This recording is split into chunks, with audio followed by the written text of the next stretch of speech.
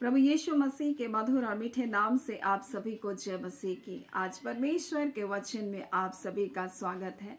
परमेश्वर पिता आज अपने वचनों के द्वारा आप सभी को बहुत ऐसे आशीष को दे। पिता परमेश्वर आज अपने वचनों के द्वारा आपसे बोले और बातचीत करे। मरकुस 12वां अध्याय 1 से 12 को हमने अध्ययन किया और हमने इस बात को सीखा, स्वामी परमेश्वर है, मालिक परमेश्वर है। और हमने सीखा किसान स्वामी नहीं है। और इस दृष्टांत के द्वारा यीशु मसीह ना सिर्फ उन शास्त्री फरीसियों से, उन धर्म ज्ञाताओं से कह रहा है, परंतु आज हमें भी इस बात को जानने की आवश्यकता है, स्वामी परमेश्वर है और हमें परमेश्वर ने सहकर्मी, राजदूत करके, हमें भंडारी करके परमेश्वर ने अपने राज्य में नियुक्त किया है। सो हमें जो कार्य दिया गया हम उस कार्य को करते जाएं। दास स्वामी से बड़ा नहीं, इस बात को उसे जानने की आवश्यकता है और इस बात को भी जानने की आवश्यकता है, एक दिन वो आएगा और हर बात का न्याय भी करेगा।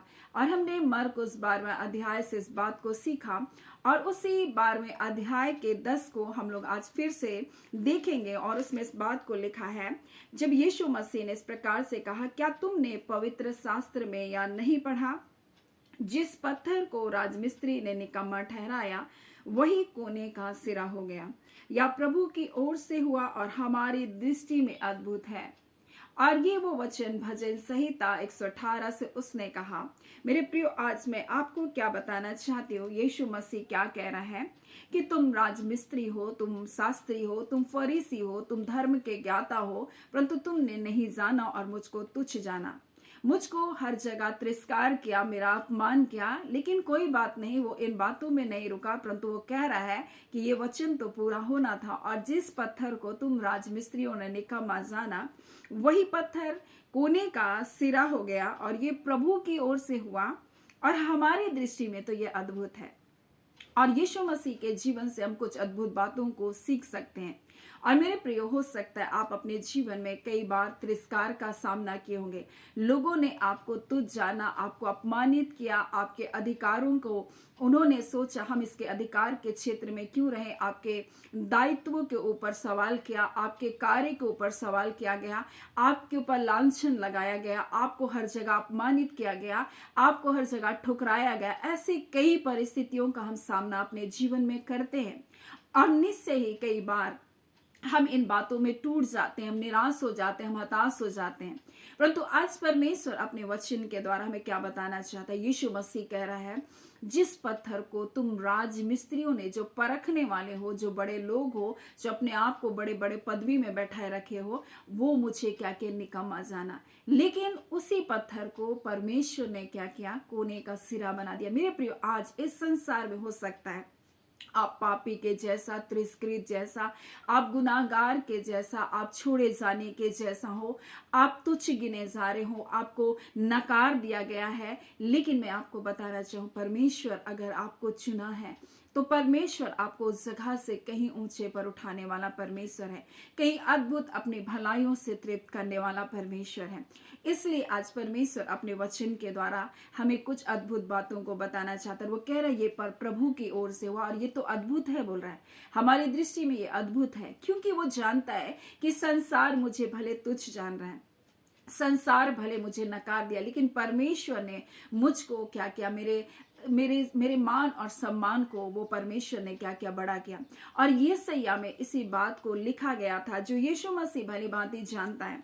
और जब आप ये सैया और उसके 49वें अध्याय और उसके 7 को जब पढ़ेंगे तो इस प्रकार से लिखा है, जो मनुष्य से तुच्छ जाना जाता था, जिससे जातियों को घृणा था, जो अपराधियों का दास है, उससे इज़राइल का छुड़ाने वाला और उसका पवित्र यहोवा यूं कहता है, राजा उसे देख करके खड़े हो जाएंगे और हाकिम दंडवत करेंगे, या यहोवा के निमित्त होगा जो सच्चा और इज़राइल का पवित्र है, जिसने तुझे चुन लिया।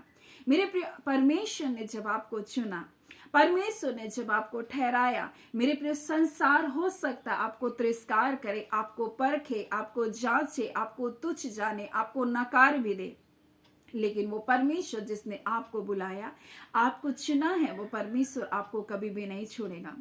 मेरे प्रियो, यीशु मसीह इसी बात को वो कह रहा है, जिस पत्थर को तुम राजमिस्त्रियों ने निकम्मा जाना, वही तो कोने का सिरा हो गया।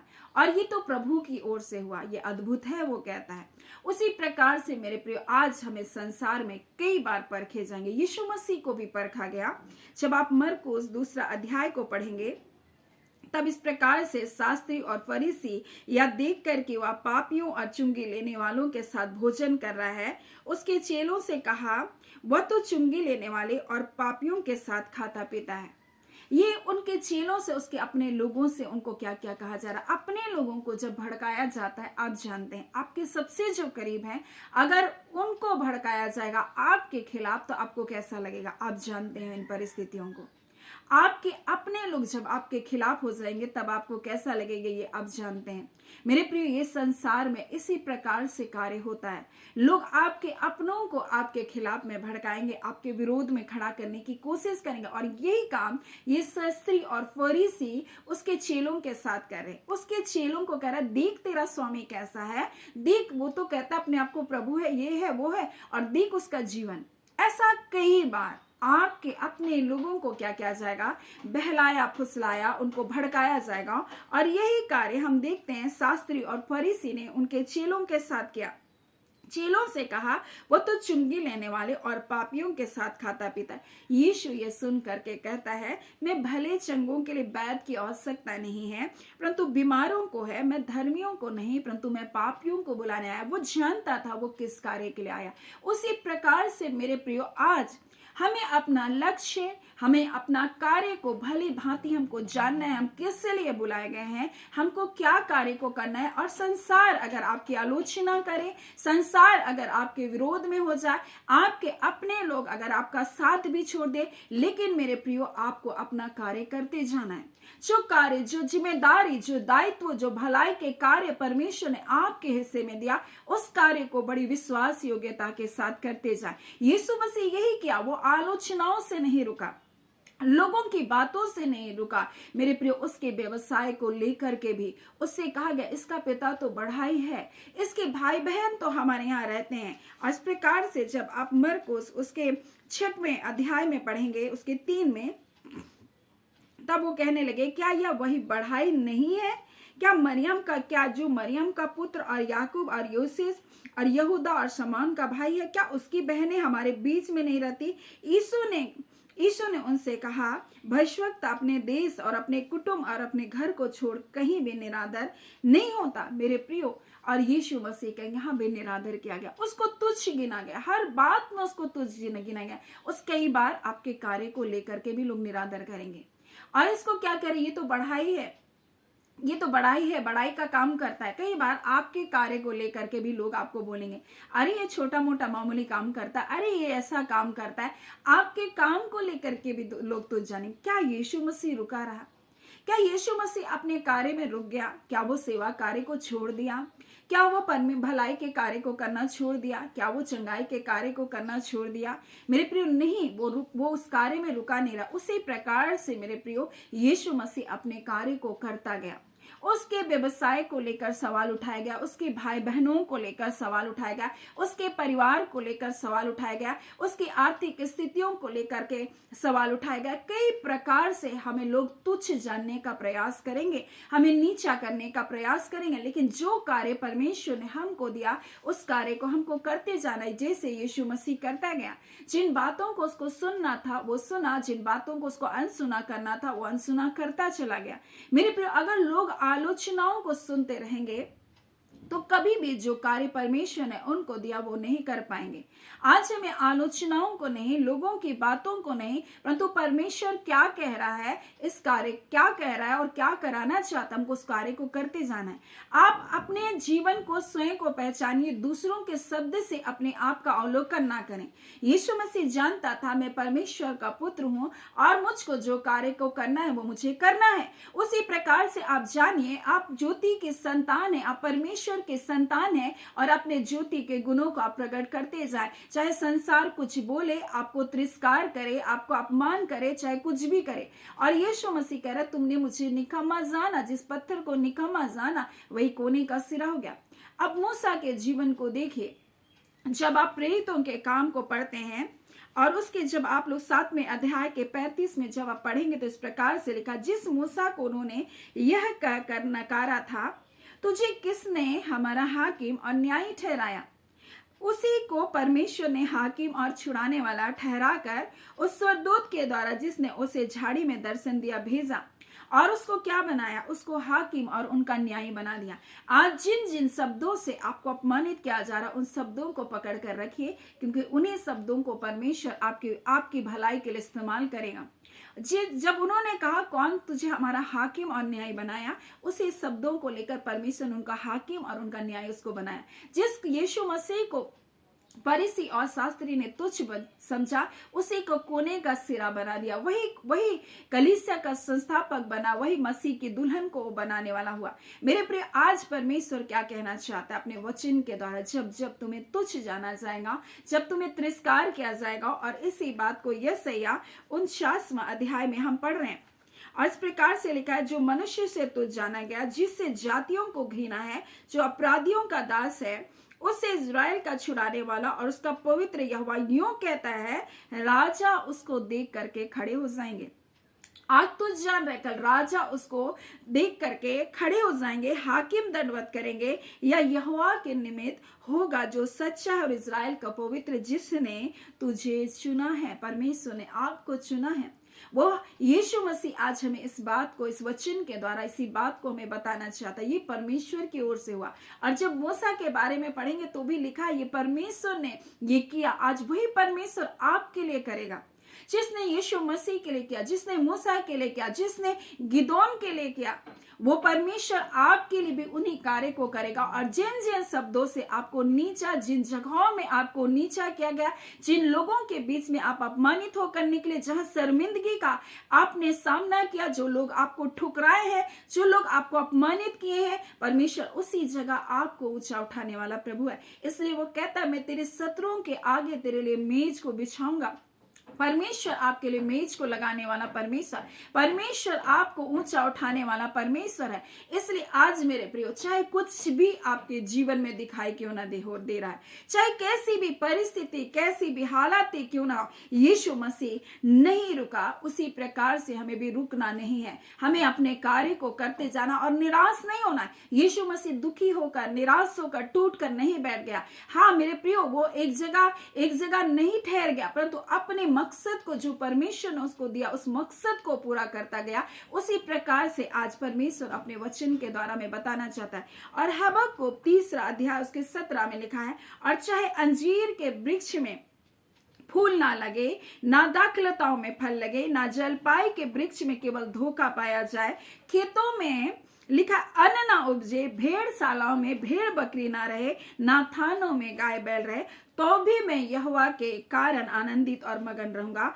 और अपने परमेश्वर, उद्धारकर्ता परमेश्वर के द्वारा अति प्रसन्न रहूंगा। मेरे प्रिय, चाहे हालातें, परिस्थिति कुछ भी क्यों ना हो, चाहे कोई प्रतिफल भी दिखाई ना दे, चाहे कुछ चीजें हमारे जीवन में बनता हुआ भी ना देखे, चाहे कुछ होता हुआ भी ना देखे, तो भी मैं आनंदित रहूंगा। वो कहता है अंजीर के वृक्षों में फूल भी नहीं है और दाखलतों में फल भी नहीं है, भेड़शालाओं में गाय बैल भी नहीं है, भेड़ बकरियां भी नहीं है, थानों में गाय बैल भी नहीं है, जलपाई के वृक्ष में केवल धोखा ही धोखा है, खेत में अन्न में नहीं है। बोला तो भी इन विपरीत परिस्थितियों में भी मैं आनंदित रहूंगा, क्योंकि यहोवा परमेश्वर मेरा बलमूल है। मैं जानता हूं परमेश्वर मेरे लिए सब कुछ करने वाला, वो मेरे पैरों को हिरनियों के समान क्या करता है, बना देता है। वह मुझे मेरे ऊंचे पद पर चलाता। और इसीलिए मेरे प्रियो, हम देखते हैं किस प्रकार से पौलुस प्रेरित भी अपने जीवन में वो कभी निराश नहीं हुआ। वो कहता है इस प्रकार से मेरी निर्बलता में उसकी सामर्थ्य सिद्ध होती है। मेरे प्रिय, आज हमें आनंदित रहने की आवश्यकता है और हमें निराश होकर दुखी होने की आवश्यकता नहीं मेरे प्रियो, क्योंकि जिन जिन शब्दों से जहां जहां आपको अपमानित किया गया, उसी जगह परमेश्वर आपको ऊंचा उठाएगा। और इसलिए यीशु मसीह कहता है, जिस पत्थर को तुम राजमिस्त्रियों ने निकम्मा जाना, वही कोने का सिरा हो गया। या प्रभु की ओर से हुआ, ये प्रभु की ओर से आपके लिए भी होगा और वो हमारी दृष्टि में अद्भुत है, ये आपकी दृष्टि में भी अद्भुत होगा मेरे प्रियो, क्योंकि परमेश्वर ऐसे कार्य करने वाला। और इसलिए यीशु को सब नामों से श्रेष्ठ नाम दिया गया, यीशु नाम। वो प्रताड़नाओं में, दुख में, तुच्छ जाने जाने में, थूके जाने में, लज्जित होने में, ठुकराए जाने में, अकेले हो जाने पर भी मेरे प्रिय वो निराश नहीं हुआ, परंतु उसने अपना संपूर्ण भरोसा यहोवा पर रखा। आज आपका संपूर्ण भरोसा यहोवा पर हो, आप आनंदित रहे मेरे प्रियो, चाहे कुछ होता हुआ दिखाई दे या ना दे, आप आनंदित रहे। परमेश्वर अद्भुत विजय आपके लिए आगे रखा है। और इसीलिए जहां जहां मूसा को जैसे अपमानित किया गया, उसी शब्द को परमेश्वर ने पलटकर उनका अधिकारी और उनका न्याय बनाया। जिस बात से यीशु मसीह को नकार दिया गया, अब राजा उसके सामने दंडवत करे। राजा ही नहीं, वरन परमेश्वर का वचन कहता है सारी पृथ्वी उसके सामने दंडवत करेंगे। पृथ्वी के नीचे के लोग उसके नाम से दंडवत करेंगे, स्वर्ग में उसी नाम से दंडवत किया जाएगा। आज मेरे प्रिय यीशु नाम जो सर्वश्रेष्ठ नाम है, उसी के नाम से आज घुटने टेके जाते हैं मेरे प्रियो। आज यीशु नाम के द्वारा हम जो कुछ मांगते हैं हमें प्राप्त होता है। यीशु नाम के द्वारा हमें जय और छुटकारा मिला। वो यीशु है मेरे प्रियो, जिसने कहा तुमने मुझे तुच्छ जाना, तुमने मुझे निकम्मा जाना, लेकिन परमेश्वर ने मुझे कोने का सिरा बना दिया। ये अद्भुत है, ये परमेश्वर की ओर से हुआ और ये आपके लिए भी होगा मेरे प्रियो। उसने आपको चुना है, आपको यूं ही नहीं छोड़ देगा, आपको यूं ही टूटने और बिखरने के लिए नहीं छोड़ देगा। आपका टूटा मन, आपका टूटा जीवन जब आप परमेश्वर के पास लेकर आएंगे, वो परमेश्वर के लिए योग्य बलिदान बन जाएगा। चाहे आप किसी भी हालात, किसी भी परिस्थिति, किन्हीं भी बातों से होकर जा रहे, किसी भी बीमारियों से, प्रताड़नाओं से होकर जा रहे, प्रभु के समीप आ जाए, उसे अपना जीवन को सौंप दे। प्रभु तू जान, मैं अपने जीवन को तेरे हाथ में सौंपती हूँ। मैं नहीं जानती मेरी हालात कैसे बदलेंगे, मैं नहीं जानता प्रभु ये बीमारियां कैसे हटेंगे, परंतु मैं एक बात को जानता हूँ, आप ही वो प्रभु है जो स्वर्ग और पृथ्वी के मालिक है। मैं अपना जीवन को आपके हाथों में सौंपता। प्रभु तू ही मुझे चंगा कर, तू ही मुझे छुड़ा, तू ही मुझे बचा, और निश्चय करके प्रभु आपके जीवन में ऐसे ही कार्य को करने जा रहा है। सो परमेश्वर पिता इन वचनों के द्वारा आप सभी को बहुत ऐसे आशीष को दे। आमीन। आइए हम प्रार्थना करेंगे। धन्यवाद धन्यवाद धन्यवाद देते हैं जीते सच्चे सामर्थ्य मेरे पिता परमेश्वर, हम प्रभु यीशु के नाम से अब आपके पास आते हैं। हम आपका धन्यवाद करते पिता, अद्भुत है पिता, परलौकिक है परमेश्वर। हमारी विनती, हमारी प्रार्थनाओं से कहीं बढ़कर उनका प्रत्युत्तर को देने वाले परमेश्वर है पिता। हम आपका धन्यवाद देते हो सामर्थ के अनुसार प्रभु, जो सामर्थ हमें कार्य करता है। ओ खुदा यीशु के नाम से प्रभु जी हम आपके एक एक लोगों को ब्लेस करते हैं प्रभु जी। और पिता इस घड़ी हम प्रार्थना करते हैं खुदा, चाहे वो जिन भी हालात परिस्थितियों में, निराशा और हताशा में प्रभु जी, हाँ पिता, तंगी और घटी में, बीमारियों में परमेश्वर, पारिवारिक समस्याओं में, यीशु के नाम के द्वारा प्रभु इन बातों पर के ऊपर हम जय की घोषणा करते। यीशु के नाम के से प्रभु जी हम घोषणा करते इनकी हालातें और परिस्थितियों को बदलने के लिए। यीशु के नाम से पिता परमेश्वर के जीवन में परमेश्वर वो सारे बंधने टूट जाए रिबांदा खाला, और इसी घड़ी प्रभु अंधकार और दासत्व के हर एक जुए तोड़े जाए। इसी घड़ी यीशु नाम के द्वारा प्रभु जी हर दुष्टा की सारी योजना इनके खिलाफ में जो बनाई गई विफल किया जाए। यीशु के नाम के द्वारा परमेश्वर पिता वो तमाम परमेश्वर पिता इनके जीवन के हालातें और परिस्थिति बदल जाए। यीशु के नाम के द्वारा ये कोर्ट केस के ऊपर जय को पा रहे पिता, आपका धन्यवाद पिता। आपने कहा जो कुछ तुम मेरे बेटे यीशु के नाम से मांगोगे वो मैं तुम्हारे लिए करूंगा पिता। आज खुदा यीशु के नाम के द्वारा इनकी हालातें और इनकी परिस्थितियां बदल रही है प्रभु, आपका धन्यवाद। ये बीमार है प्रभु आज पिता परमेश्वर, और अपने बीमारियों को परमेश्वर कह रहे बहुत बड़ा, परंतु खुदा परमेश्वर प्रभु जी आज यीशु आपका नाम सबसे महान है प्रभु। स्वर्ग और पृथ्वी में कोई दूसरा नाम नहीं है जिसके द्वारा मनुष्य उद्धार को पाता है। आज यीशु नाम के द्वारा परमेश्वर के जीवन के तमाम बीमारियों के बंधन तोड़े जा रहे। आपका धन्यवाद खुदान परमेश्वर पिता, ये आजाद किए गए हैं प्रभु, आपका धन्यवाद पिता। हम एक एक व्यूवर्स को ब्लेस करते खुदान परमेश्वर, और निश्चय करके प्रभु जी चाहे कुछ हालात, कुछ परिस्थिति क्यों ना हो, परंतु खुदान परमेश्वर हम आपके कारण हर्षित और आनंदित हैं। हम जयवंत है पिता परमेश्वर, आपका धन्यवाद देते। कोई बीमारी, कोई दुर्बलता, कोई कमजोरी आपके बच्चों के जीवन पर परमेश्वर राज्य नहीं कर सकता। हम उनके अधिकारों को तोड़ते यीशु के नाम से। हम दुर्बलताओं की आत्माओं का आदेश करते इसी घड़ी यीशु के नाम से, तुम निकलो, बाहर जाओ, इनके शरीरों में रहने का तुम्हारा कोई अधिकार नहीं है पिता। आपका कहता है खुदा तुम्हारा देह मेरे पवित्र आत्मा का मंदिर है। जब पिता परमेश्वर इनका देह आपके पवित्र आत्मा का मंदिर है, कोई बीमार इस मंदिर में नहीं रह सकता। कोई अशुद्धता, कोई अपवित्रता, कोई गलत चीज है प्रभु आपके बच्चों के जीवन पर नहीं रह सकते। हम उनके अधिकारों को तोड़ते इसी घड़ी यीशु के नाम से। खुदा परमेश्वर हम आपके प्रिय दास दासियों को आपके हाथों में सौंपते।